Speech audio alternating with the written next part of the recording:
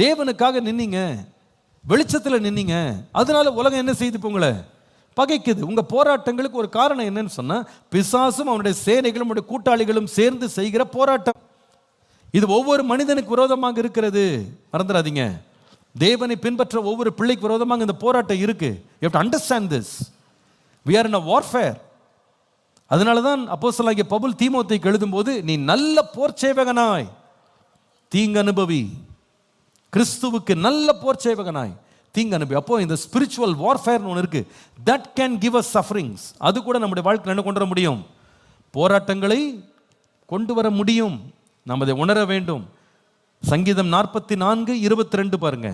உமது நிமித்தம் எந்நேரமும் கொல்லப்படுகிறோம், அடிக்கப்படும் ஆடுகளைப் போல எண்ணப்படுகிறோம். யார் நிமித்தமானா? இயேசுவின் நிமித்தம்.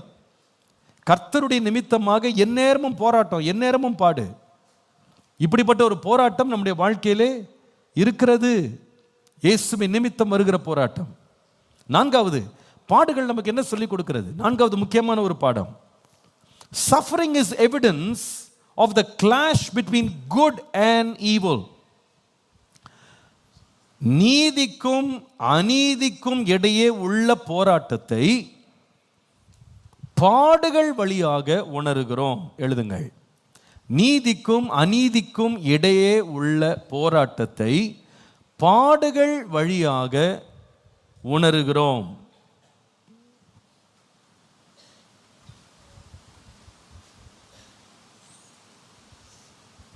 எழுதிட்டீங்களா? 1 பேதுரு 3:13 ஒரு அழகான ஒரு கேள்வியை கேட்கிறார் பாருங்க. அந்த வசனத்தை ரொம்ப பியூட்டிஃபுல்லா இருக்கு, எல்லாரும் கவனிங்க. நீங்கள் நன்மையாய் பின்பற்றுகிறவர்களானால் உங்களுக்கு தீமை செய்கிறவன் யார்? திரும்ப வாசிங்க. நீங்கள் வாசிங்களா, எல்லாரும் சேர்ந்து வாசிக்கலாம். நீங்கள் நன்மையை பின்பற்றுவர்களானா உங்களுக்கு தீமை செய்கிறவன். நல்ல கேள்வி தானே இது. நீங்க நல்லதை பின்பற்றினா உங்களுக்கு யார் தீமை செய்ய முடியும்? கேள்வி நல்லதா இருக்கு, நியாயமாக தான் இருக்கு. ஆமாம், நம்ம நன்மையை பின்பற்றினா யாருமே நமக்கு தீமை செய்ய முடியாது. நம்ம அப்படி தான் நினைக்கிறோம்.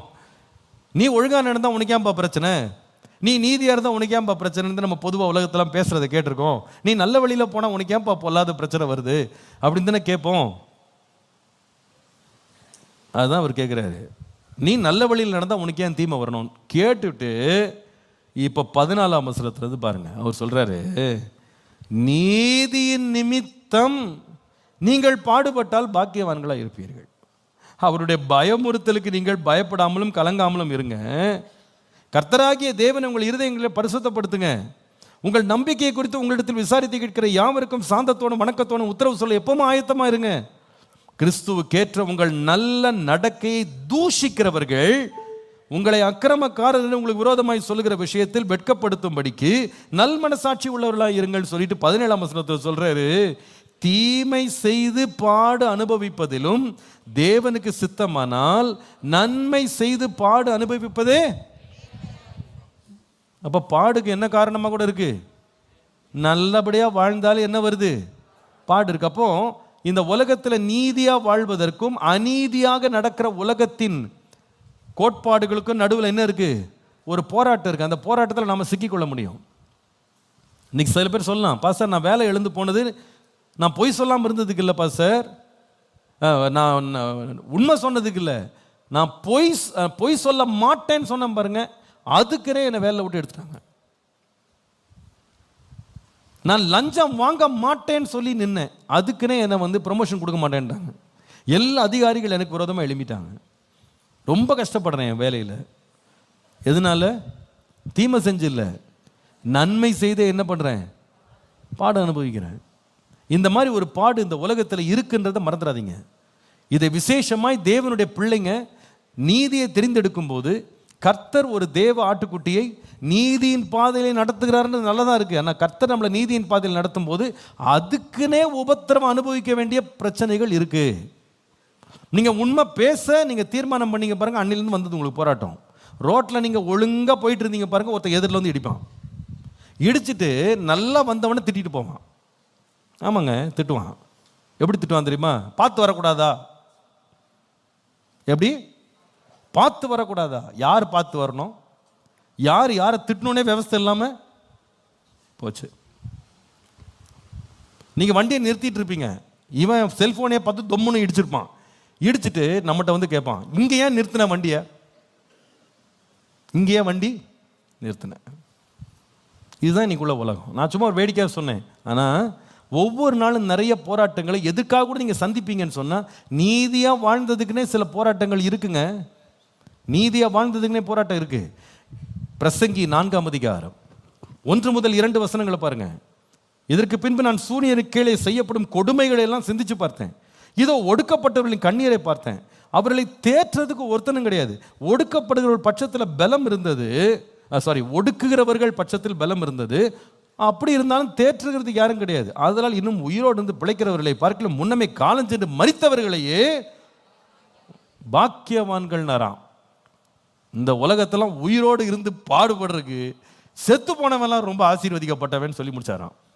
ஏன்னா ஒருத்தன் பாடுபடுறான், நல்லவனா இருந்தான், நீதியா இருந்து பாடுபடுறான், அவனுக்கா பரிதாபப்படுறதுக்கு ஒருத்தனும் கிடையாது.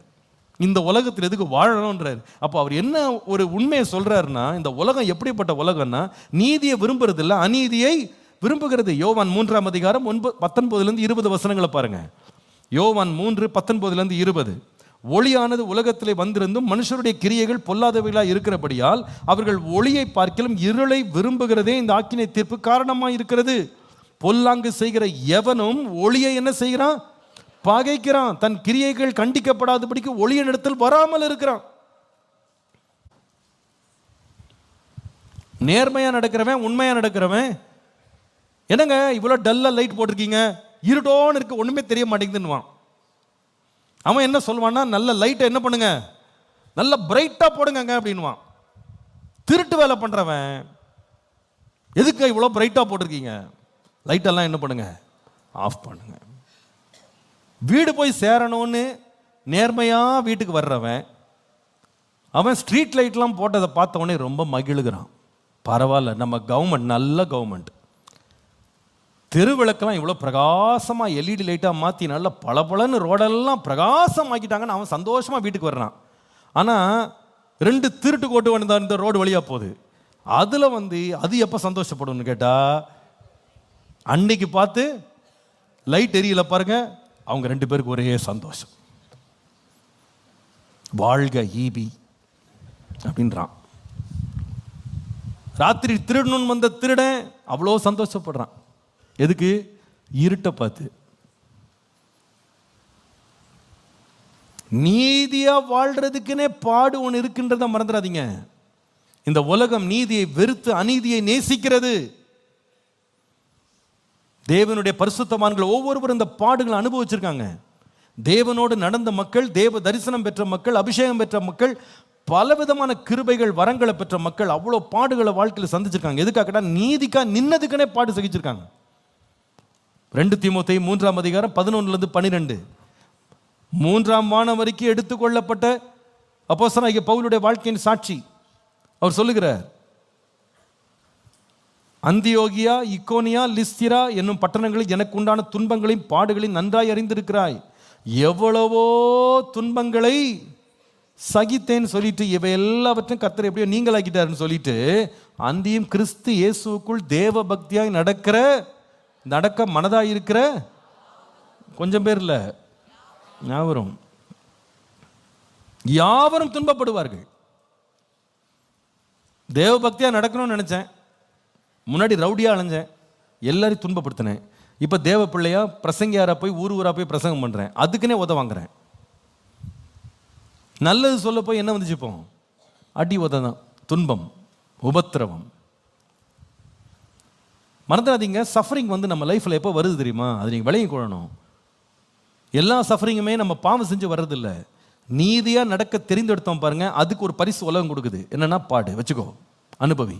நீங்கள் பாருங்க, ஒழுங்காக லஞ்சம் வாங்காமல் இருங்க, தண்ணி இல்லாத காட்டத்துக்கு அடிப்பாங்க. உண்மையா இல்லையா?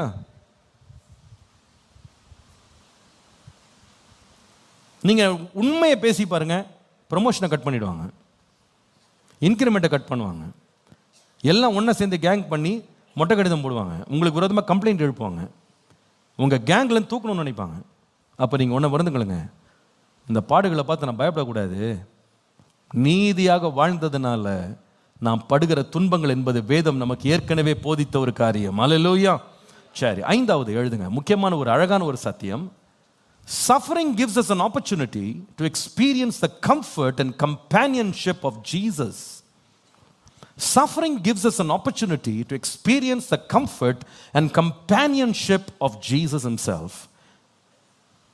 தேவனுடைய நெருக்கத்தையும் ஆறுதலையும் பாடுகள் வழியாக உணர்கிறோம் அல்லது அனுபவிக்கிறோம். தேவனுடைய நெருக்கத்தையும் ஆறுதலையும் பாடுகள் வழியாக தான் அனுபவிக்கிறோம். இது கொஞ்சம் புரிந்து கொள்ற கஷ்டமான ஒரு காரியம், ஆனால் இதுதான் உண்மை.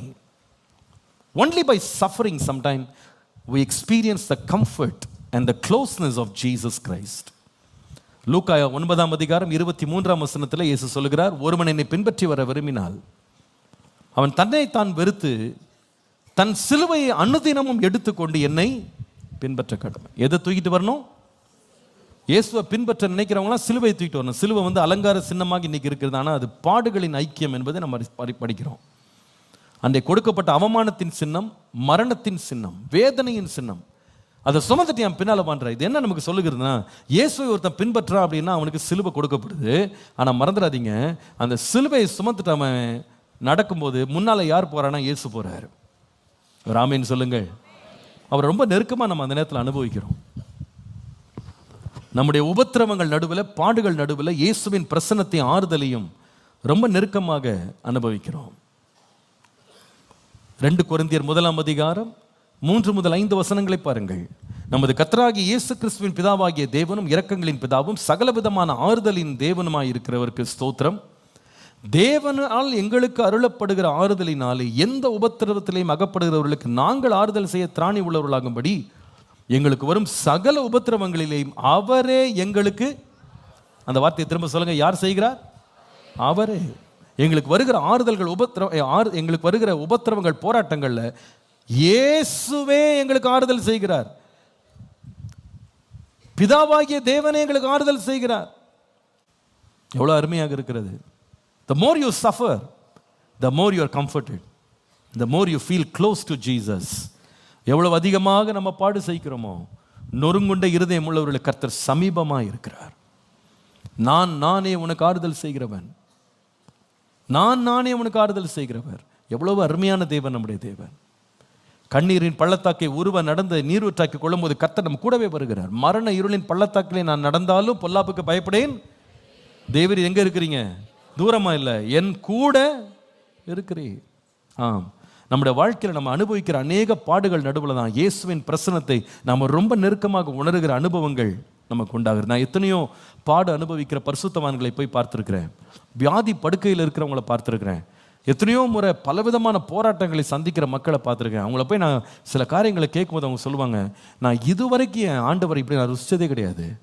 அவருடைய அன்பு, அவருடைய பிரசன்னம், அவருடைய இன்ப சமூகத்தை நான் தனிமையில் ரொம்ப ருசிக்கிறேன். அவருடைய நினைவுகளால் நான் நிறைஞ்சிருக்கேன். ஒரு பக்கம் உடம்புல பயங்கர பிரச்சனைகள், ஆனால் கர்த்தரோடு இருக்கிற அந்த நெருக்கம் இந்த நேரத்தில் நான் ரொம்ப உணர்றேன். I've gone so closer to the Lord. தேவன் அண்டை இவைகளெல்லாம் என்னை ரொம்ப நெருங்கி சேர பண்ணுது. அது உண்மை, அது உண்மை. பாடுபடுகிறவர்கள் அநேகர் அவங்க விசுவாசத்தில் பலம் கொண்டதை நான் பார்த்துருக்கேன். எப்படி நீங்கள் இப்படி நிற்கிறீங்க அப்படின்னு கேட்டால், இல்லைப்பா சார், நான் முன்னாடி கூட அவ்வளோ ஃபெய்த்தில் இவ்வளோ ஸ்ட்ராங்காக இருக்க மாட்டேன். ஆனால் இப்போ இந்த பலவீனத்தில் இருக்கும்போது என்னமோ ஒரு தேவ பலன் என் மேலே இருக்குது. அவ்வளோ தைரியமாக நான் பேச முடியுது, அவ்வளோ தைரியமாக நான் நிற்க முடியுது. விசுவாசத்தில் ஸ்ட்ராங்காக இருக்கிறேன், நான் மனசில் பயம் இல்லாமல் இருக்கேன். இந்த பாடுகள் வரும்போது எனக்கு மற்ற கவலைகளெல்லாம் விட்டுட்டு ஆண்டவரண்ட சேரணுன்ற ஒரு எண்ணம் எனக்குள்ளே வந்திருக்கு. தேவனுடைய நெருக்கத்தை நான் உணர்றேன், அவருடைய பிரசன்னத்தை நான் ருசிக்கிறேன். இது அநேகர் சொல்கிறத நான் கேட்டிருக்கேன். இது உண்மை. பாடுகளின் வழியை, பாடுகளின் ஊடாக நம்ம கடந்து செல்லும்போது தேவனுடைய நெருக்கத்தையும் அவருடைய அன்பையும் நம்ம அதிகமாக ருசிக்கிறோம். எப்படி ஒரு குழந்தை உடம்பு சரியில்லாமல் வீட்டில் படுத்துருச்சுன்னா அந்த பிள்ளை பக்கத்துலேயே அப்பா அம்மா நிற்கிறாங்க பார்த்தீங்களா? அப்பா ஒரு முறை வேடிக்கை ஒரு முறை காரியம் சொன்னாங்க. ஒரு முறை ஒரு குழந்தை ஒரு வீட்டில் 2 பிள்ளைங்க இருந்தாங்க. அதில் மூத்த பிள்ளை உடம்பு சரியில்லாமல் படுத்துக்கிட்டா. அப்போ அந்த பிள்ளைக்கு எல்லா உபசரணை செஞ்சிட்டு இருக்காங்க. 2வது பிள்ளை ஸ்கூலுக்கு போனோம். அன்னைக்கு அன்றைக்கு ஸ்கூலுக்கு போக மாட்டேன்னு பக்கத்தில் இன்னொரு பெட்டில் அது படுத்துக்கிச்சு. அப்போ இவங்க கேட்டாங்க, உனக்கு உடம்பு நல்லா தானே இருக்கு, நீ போ அப்படின்னா. இல்லை நான் போக மாட்டேன், இப்படியே தான் படுத்துக்குவேன், எனக்கு கூட ஜுரம் அடிக்குது. அப்போ இவங்க தொட்டு பார்த்தாங்க, ஒரு ஜுரமும் இல்லை, ஒன்றும் இல்லை. இல்லை ஜுரம் வந்துடும், எனக்கு ஜுரம் வர மாதிரி இருக்குது, நான் இப்படி தான் இருப்பேன். ஏன் நீ போக மாட்டேங்கிற, போ அப்படின்னா. அது சொல்லிச்சான், சின்ன குழந்தை சொல்லிச்சான், அக்காவுக்கு மட்டும் நீங்கள் கிரேப் ஜூஸ் கொடுக்குறீங்க, அதுக்கு பன்னு கொடுக்குறீங்க, அதுக்கு பிரெட் டோஸ்ட் பண்ணி கொடுக்குறீங்க, பக்கத்திலே உட்காந்து அது கையை பிடிச்சி விட்றீங்களே, நான் படுத்துக்கிறேன், நீங்கள் எனக்கும் என்ன பண்ணுங்க, ஜூஸ் கொடுங்க.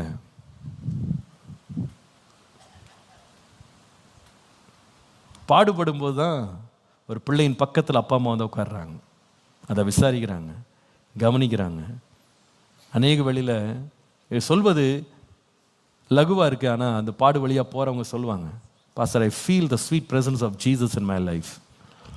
இது வரைக்கும் நான் வேற ஏதோ நான் யோசிச்சுட்டு இருந்தேன் பாஸ்டர், இந்த நாட்கள் நான் தனிமையில் அப்படி உட்காந்துருக்கும் போது, வேதனையில் இருக்கும்போது, என் கண்ணீரின் பள்ளத்தாக்கில் ஆண்டவர் என்னோடு கூட வர்றாரு, அவரை நெருங்கி நான் அனுபவிச்சுட்டு இருக்கேன். இந்த பாடுகள் ஆண்டவருடைய முக்கியத்துவத்தை என் வாழ்க்கையில் உணர்த்தி இருக்குன்னு சொல்கிறாங்க. Suffering gives us an opportunity to experience the comfort and the closeness and the companionship of Jesus. தேவனுடைய நெருக்கத்தை மாறுதலையும் பாடுகள் வழியாக தான் நாம் உணர்கிறோம்.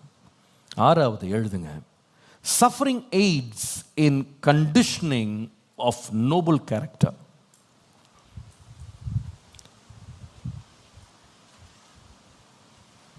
உத்தம குணத்தை கட்டி எழுப்புவதற்கு பாடுகள் உதவி செய்கிறது. உத்தம குணத்தை கட்டி எழுப்புவதற்கு பாடுகள் உதவி செய்கிறது. யாக்கோபு 1:2-4. என் சகோதரரே, நீங்கள் பல விதமான சோதனைகளில் அகப்படும் போது உங்கள் விசுவாசத்தின் பரீட்சையானது பொறுமையை உண்டாக்கும் என்று அறிந்து அதை மிகுந்த சந்தோஷமாய் எண்ணுங்கள். மீண்டும் வாசிக்கிறேன், நீங்கள் பலவிதமான சோதனைகள் அகப்படும் போது உங்கள் விசுவாசத்தின் பரீட்சையானது பொறுமையை உண்டாக்கும் என்று அறிந்து அதை மிகுந்த சந்தோஷமாய் எண்ணுங்கள். நீங்கள் ஒன்றிலும் குறைவுள்ளவர்களாய் இராமல் பூரணராயும் நிறைவுள்ளவர்களாயும் இருக்கும்படி பொறுமையானது பூரண கிரியை செய்ய கடவுள். ஆம், வாழ்க்கையில் பரீட்சைகள் போராட்டங்கள் வரும்போது அது நமக்குள்ள சில உத்தம குணம். பொறுமை இதில் வாசிக்கிறோம்.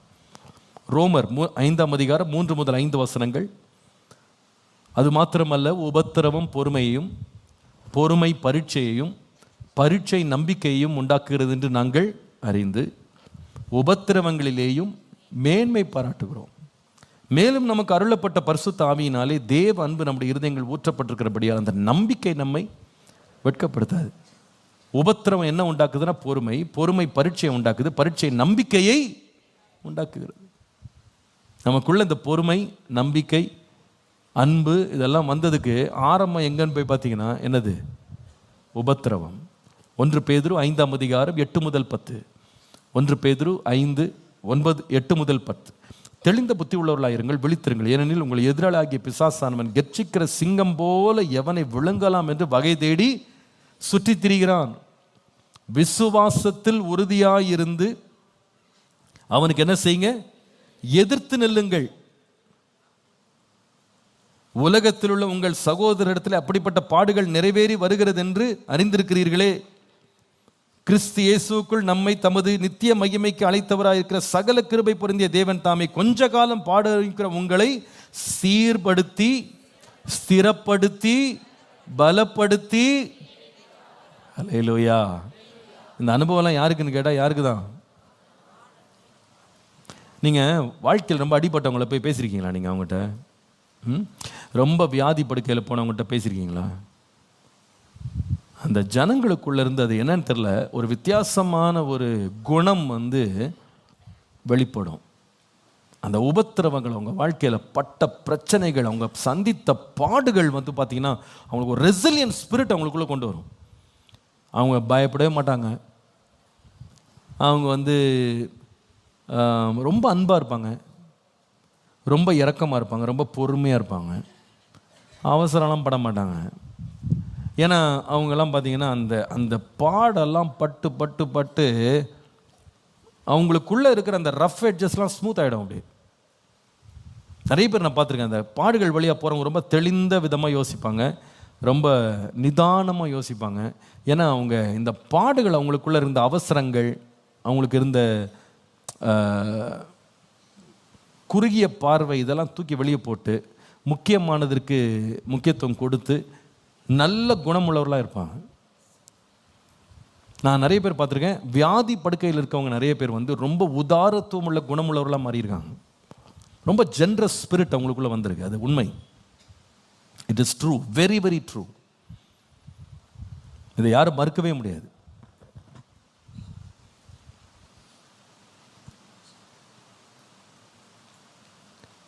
என்னுடைய தகப்பனரை நான் பார்த்துருக்கேன். 2 years 2.5 years அவங்க படுக்கையில் இருந்தபோது நல்ல குணமுள்ள ஒரு மனுஷன்தான், அது சந்தேகமே இல்லை. But we saw a very beautiful person in his bed.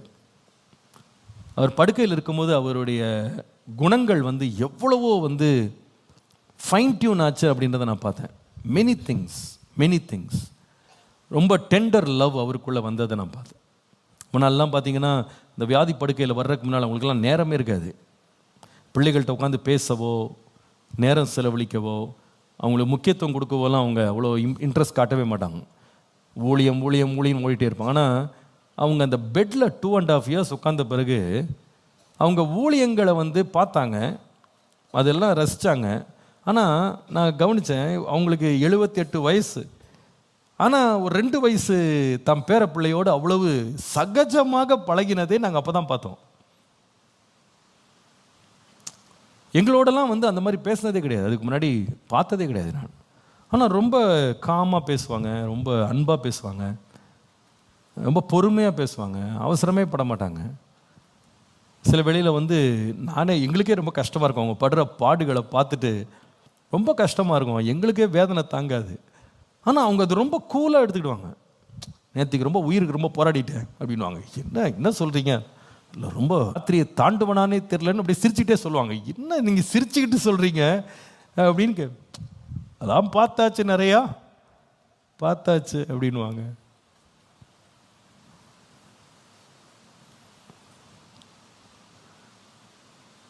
நான் சொல்கிறது உங்களுக்கு விளங்குதா என்னன்னு தெரியல, உண்மையா இல்லையா? சமீபத்தில் ஒரு சகோதரி மரிச்சிட்டாங்க. 2 மாதம் ஹாஸ்பிட்டலில் இருந்தாங்க, ரொம்ப கஷ்டப்பட்டாங்க. அவங்க மரணத்துக்கு பின்பாக அவங்களுடைய சகோதரி சொல்கிறாங்க, அவங்க மரிக்கிற நேரம் வந்துருச்சு பக்கத்தில். 2 months கஷ்டப்பட்டாங்க ஹாஸ்பிட்டலில். ஏராளமான லட்சங்கள் அவங்களுக்கு செலவாச்சு, எல்லாம் குடும்பம் தான் செலவு பண்ணாங்க. ஆனால் மரிக்கிறதுக்கு முன்னாடி அவங்க சகோதரியை கூப்பிட்டு, ஏம்மா இந்த பொண்ணு ரூமை நல்லா க்ளீன் பண்ணியிருக்கா, எது ஆஸ்பத்திரியில், நீ அவளுக்கு இவ்வளோ காசு கொடுத்துரு. இந்த தம்பி என் கூடயே இருந்தான், ரொம்ப உதவி செஞ்சான், அவனுக்கு ஒரு 1 லட்ச ரூபா கொடுத்துரு. இவங்களுக்கு வந்து இந்த கிஃப்ட் வாங்கி கொடுத்துரு. இவங்க என்ன இது, நம்ம எவ்வளோ செலவழிச்சிட்டு இருக்கோம், ஆனால் அந்த அம்மாவுக்கு அதெல்லாம் பெருசாக தெரில. தன்னை பார்த்துக்கிட்டவங்க, கவனிச்சுக்கிட்டவங்க, அவங்க மேலே ஒரு விசேஷித்த அன்பு வந்தது. இது பாடுபடாதவங்க எப்படி இருப்பாங்கன்னா, இது உன் கடமை தானே, காசு கொடுக்குறவங்களுக்கு இது நீ சம்பளம் வாங்கி தானே செய்கிற, செஞ்சால் என்ன உனக்கு, காசு வாங்கி தானே, அப்படி தான் நமக்கு தோணும். ஆனால் கஷ்டப்படுறவன் பாருங்கள், அந்த வழியாக போகிறவனுக்குள்ள காசு பெருசாகவே தெரியாது. அதெல்லாம் ஒன்றும் கிடையாது, நீ கொடு, காசு எடுத்து கொடு. எவ்வளோ கட்டுற, லட்சமாக கட்டுற ஆஸ்பத்திரிக்கு, இந்த வந்தவங்களுக்கு என்ன பண்ணு, ஒரு 5000 ரூபா கொடு, என்ன கேட்டால் போயிடுவேன், கொடு, நேராக கொடுத்துரு அவங்ககிட்ட. இந்த குணம்லாம் எப்போ வருது தெரியுமாங்க, நம்ம ரொம்ப நெருக்கப்பட்டோம் வச்சுக்கிடுங்களேன். நான் தான் அடிமுறை பார்த்துருக்கேன், வாழ்க்கை ரொம்ப அடிப்பட்டவங்க வந்து ரொம்ப தாராளமாக இருப்பாங்க. அவங்க பண ஆசை, பொருள் ஆசை இதெல்லாம் ரொம்ப வச்சுக்கிட மாட்டாங்க. லைஃப் வந்து ரொம்ப மோஸ்ட்லி அவங்க ரொம்ப பியூரிஃபைடாக நான் பார்த்துருக்கேன். அவங்கள ரொம்ப நிதானமாக, பொறுமையாக, அன்பாக, தாழ்மையாக, எதை பற்றி பெருமைப்படாமல். பாடுகள் ஒரு மனுஷனுடைய வாழ்க்கை அப்படியே சுத்திகரிக்குது, அவனுடைய குணங்களை உத்தம குணமமாய் மாற்றுகிறது. நம்ம பாடுகளை நிறைவேற ரொம்ப பொல்லாதுன்னு நினைக்கிறோம். பட் பாடுகள் போல் நம்ம லைஃப்பை வந்து உடைக்கிற அனுபவம் வேறு ஒன்றுமே கிடையாது, நம்மளை சுத்திகரிக்கிற அனுபவம் வேறு ஒன்றுமே கிடையாது. உண்மை. ஒரு மனுஷன் எந்த வழியில் அவன் கஷ்டப்பட்டு வந்தான் பாருங்க, அந்த கஷ்டத்தை புரிஞ்சுக்கிட்டான்னு வச்சுக்கிடுங்களேன், அந்த கஷ்டப்படுறவங்களை எல்லாருக்கும் ரொம்ப ரொம்ப தன்மையாக நடந்துக்கிடுவான். நீங்கள் அதை வந்து ஸ்கூலில் வச்சு பாடம் சொல்லி நீங்கள் அவங்களெல்லாம் நீங்கள் மாற்றவே முடியாது. அந்த வாழ்க்கையின் கஷ்டங்களே அவங்கள என்னவா மாற்றிடுது, அப்படியே ஸ்மூத் பண்ணிடுது, அவங்கள அப்படியே அழகாக ஷேப் பண்ணிடுவோம். நான் சொல்கிறது உண்மைன்றவங்களாம் அவர் ஆமீன்னு சொல்லுங்கள். உண்மை. ஏன்னா தேவ் டேஸ்டட் இட். அவங்க அந்த பிரச்சனையை அவங்க கடந்து போனதுனால அந்த பாடுபடுறவங்க பிரச்சனைப்படுறவங்களெல்லாம் பார்த்து ரொம்ப மனதுருக்கமாக இருப்பாங்க. கடைசியாக 7வது, பாடுகள் நமக்கு சொல்லிக் கொடுக்குற உண்மை, sufferings make us realize that we are not the citizens of this world. Sufferings make us realize that we are not the citizens of this world. இந்த உலகம் நமக்கு சொந்தமல்ல என்பதை பாடுகள் நமக்கு உணர்த்துகிறது. இது ரொம்ப முக்கியமான குறிப்பு. இந்த உலகம் நமக்கு சொந்தமானது அல்ல என்பதை பாடுகள் நமக்கு உணர்த்துகிறது. 1 பேதுரு 2ஆம் அதிகாரம் 11ஆம் வசனத்தில் அப்போஸ்தலனாகிய பேதுரு எழுதுறாரு, அந்நியர்களும் பரதேசிகளுமாயிருக்கிற நீங்கள் ஆத்துமாவுக்கு விரோதமாய் போர் செய்கிற மாம்ச இச்சைகளை விட்டு விலகுங்க. யார் நீங்க? அந்நியர்களும். சத்தமா சொல்லுங்க, சொல்ல மாட்டீங்க, பயமா இருக்கோ? அந்நியர்களும் பரதேசிகளுமாய் இருக்கிற நீங்கள் உங்கள் ஆத்துமாக்களுக்கு விரோதமாய் போர் செய்கிற மாம்ச இச்சைகளை விட்டு விலகுங்க.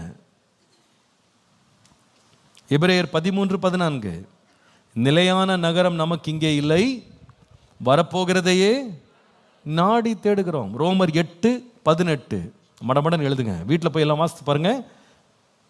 ரோமர் 8:18, அதனால் இக்காலத்து பாடுகள் இனி நம்மிடத்தில் வெளிப்படும் மகிமைக்கு ஒப்பிடத்தக்கவைகள் அல்லவென்று எண்ணுகிறேன். இனிமே நமக்குள்ள ஒரு மகிமை வெளிப்பட போகுது, அதுக்கு இந்த பாடுகள்லாம் ஒப்பனை செய்யவே முடியாது.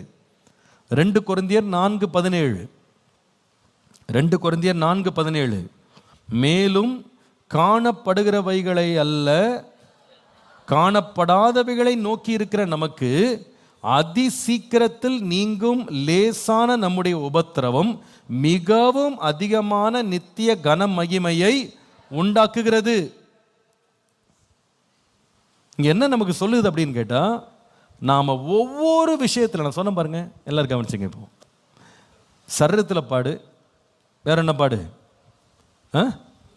இமோஷனலா உணர்வு ரீதியாக நம்ம படுற பாடுகள் வேற, மன ரீதியாக நமக்கு வர்ற பாடு வேற, பண ரீதியாக வர்ற பாடு வேற, உறவுகளில் வர்ற பாடு, இன்னும் ஆவிக்குரிய பாடு, நிறைய பாடுகள் இந்த உலகத்தில். இயேசு சொன்னார், இந்த உலகத்தில் உங்களுக்கு என்ன இருக்கு?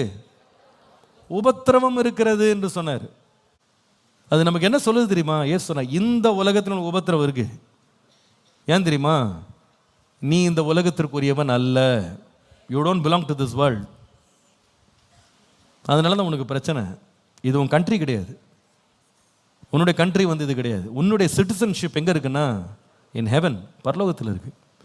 ஒவ்வொரு முறை நம்ம பாட அனுபவிக்கிறது ஒன்று நம்ம கண்டுபிடிக்கிறோம், this world is not my home. இந்த உலகம் என் வீடு இல்லை, வரப்போகிறதை நாடி தேடுகிறேன். ஒவ்வொரு முறை நம்ம லைஃப்பில் வந்து ரொம்ப கஷ்டப்படும் போது, குறைவுகளை சந்திக்கும் போது, ஏமாற்றங்களை சந்திக்கும் போது, வேதனைகளை சந்திக்கும் போது, நம்ம இருதயத்தில் சொல்லணும், எங்கள் அப்பா வீட்டுக்கு போகிறக்கா நான் காத்துக்கிட்டு இருக்கேன். அங்கே துன்பமும் இல்லை, கண்ணீரும் இல்லை, துயரம் இல்லை, கண்ணீர் யாவையும் கர்த்தர் துடைப்பார். ஹல்லேலூயா. இந்த பாடுக்கு ஒரு முடிவு இருக்கு. ஒரு நாள் இயேசு மத்திய ஆகியத்தில் தோன்றுவார். நம்மை ஒரு நாள் அவர் ஏற்றுக்கொள்வார். நான் வடிக்கிற எல்லா கண்ணீருக்கும் ஆண்டவர் ஒரு முடிவை வைத்திருக்கிறார். அந்த வீட்டில் எனக்கு நித்திய பேரானந்தம் உண்டு. இந்த பாடுகளெல்லாம் பார்க்கும்போது நமக்கு என்ன நம்பிக்கை வருது தெரியுமா? ஆண்டவரே, இவ்வளோ கஷ்டப்படுறேன் நான், ஆனால் ஒரு நாள் எனக்கு ஒரு முடிவு இருக்குது.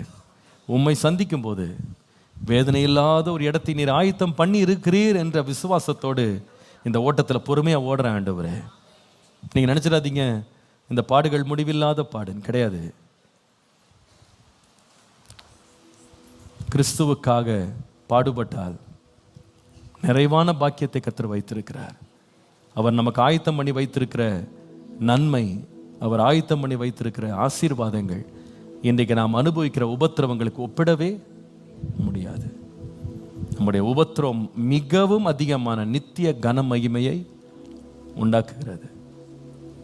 பாடுகள் வழியாக கடந்து போகிற ஒவ்வொருவரும் இந்த 7 சத்தியங்களை கற்றுக்கொண்டு பாடுகளை சந்திக்கும் போது அவைகளை சந்திக்க ஆயத்தமாக நம்மை ஆயத்தப்படுத்திக் கொள்ள கர்த்தர் கிருபை தருவாராக.